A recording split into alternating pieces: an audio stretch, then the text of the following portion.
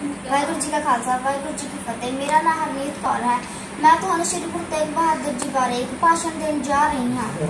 श्री गुरु तेग बहादुर जी का जन्म 1 अप्रैल 1621 ईस्वी विच माता नानकी दे कुखों होया।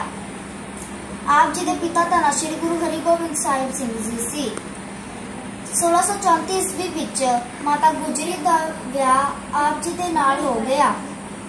अंत 11 नवंबर 1675 ईस्वी विच औरंगजेब ने हुक्म दिता कि आप जी का शीश धड़ तो अलग करके शहर के चारे पासे 4 टुकड़े करके लटका दिता जावे।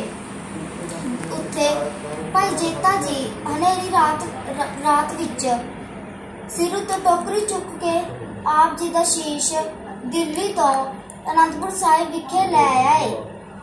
इस तरह आप जी की कुर्बानी 1675 ईस्वी विच चांदनी चौक विच हो गई। वाहिगुरू जी का खालसा वाहिगुरू जी की फतेह।